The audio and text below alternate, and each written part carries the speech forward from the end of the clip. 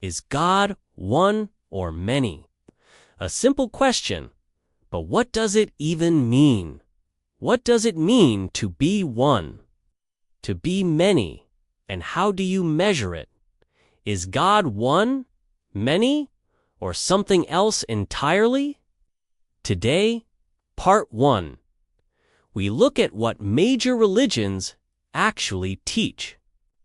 What historical evidence exists, and what science says about why humans believe.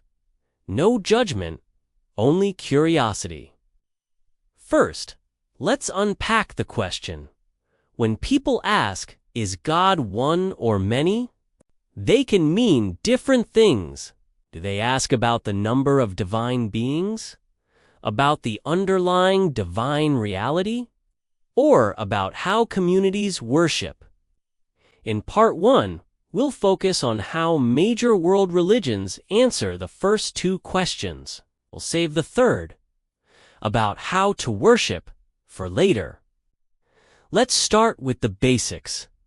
The simplest understanding is that when people say God, they mean a supernatural being who intervenes in the affairs of humanity. If so, the one or many question has straightforward answers. The God of traditional Judaism, for example, is one. Muslims, Christians, and Jews all trace their lineage back to Abraham, who left the many gods of his Mesopotamian neighbors for the one God of the Israelites. Muslims and Jews maintain that God is strictly one.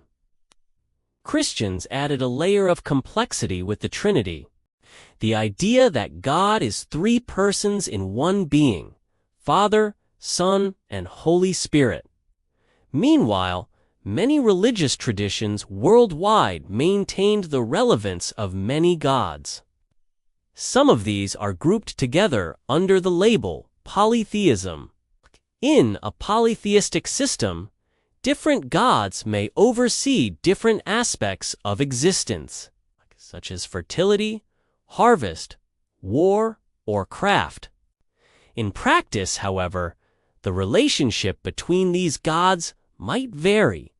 Sometimes the many gods are fully distinct. Sometimes they're different manifestations of a deeper unity.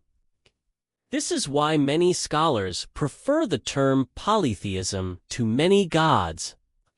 It captures the diversity of ways that different traditions understand the relationship between their gods. Finally, some traditions assert a single divine reality that manifests itself in multiple ways. The term monism applies here, as does panentheism, which asserts that the divine reality is both more and less than its parts. Think of it like the difference between saying that water is H to the first power or simply H2O. Each is true, but they describe the divine reality in different ways. The term Hinduism covers a wide range of traditions that use all three of these understandings. You could even say that the ancient Greeks believed in a kind of henotheism, that they worshipped a single supreme God while acknowledging other deities. In short, when people ask, is God one or many? The answer depends on what tradition they come from and what they mean by the question. Now let us look at how various traditions answer this question and what evidence we have for how those beliefs developed historically. Let's start with the Abrahamic traditions. They all trace their origins to Abraham, who left the many gods of his Mesopotamian neighbors for the one God of the Israelites. Jews and Christians split over Jesus, but both groups descended from the ancient Israelites. Early Israelite religion is our first piece of evidence for monotheism in history. Scholars know this because it appears in the archaeological record surrounded by Canaanite polytheism, which helps us explain how strict monotheism emerged historically. The earliest written evidence comes from the 13th century BCE with the Tel Dan stele and Amarna letters, which mention an Israelite deity. From the 10th century BCE, we have the earliest books of the Hebrew Bible, which tell the story of a God who made a covenant with the nation of Israel. Mainstream Jewish thought has held this God as one throughout most of its history, though some Jewish mystics offered a more complex picture. Early Christians, meanwhile, inherited this history, but added the idea that the one God was also triune. 3 persons in one being, Father, Son, and Holy Spirit. Most Christians today understand the Trinity as a single divine essence expressed as 3 persons. But as Christianity spread beyond its Jewish roots, different theologians grappled with how to understand these 3 persons in relation to each other and to the one God. Muslims, too, trace their origins back to Abraham, though they part ways with Jews and Christians over the divinity of Jesus. Islam means submission to the will of God. Its central doctrine, Tawhid, means oneness or unity.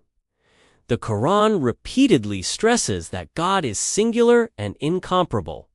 So Islamic theology has always opposed both polytheism and what it saw as dividing God.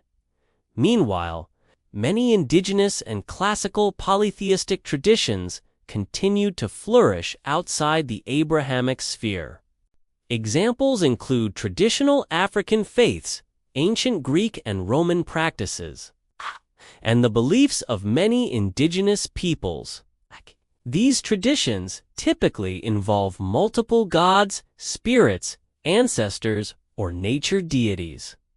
Rituals and myths often teach that the divine and human worlds are tightly woven together. Priests, priestesses, and shamans mediate between them. Religious specialists often hold important political and social roles. In short, polytheism covers a wide range of belief systems that often emphasize balance, roles, and local practice. Monotheism, meanwhile, emphasizes universal moral law and personal responsibility before a sovereign God. Neither is superior or inferior. They just answer the one or many question differently. We can evaluate these claims historically by looking at texts and artifacts, but we can't use them to prove metaphysical truth. That's because the Bible, the Quran, and other scriptures aren't neutral historical sources. They're shaped by the beliefs and social histories of the communities that use them. Today, many people grapple with the one or many question in their own lives. Some wrestle with the idea of a single God revealed in different ways across religions. Others doubt that any God exists. Some find the idea of a single God insufficiently responsive to the needs of their communities. Regardless of your stance, remember that those who hold minority views are often in the historical minority. The vast majority of humans have lived their entire lives believing in multiple gods or a single divine. Reality expressed in multiple ways.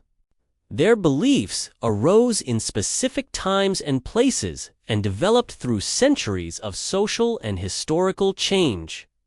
Studying them helps us understand ourselves and the world we live in. Next time, we'll explore what mystics and saints across traditions have to say about the one and the many. If you found this helpful, like, share, and subscribe. Tell me which religion or topic to include in Part 2. Thanks for watching. See you next time.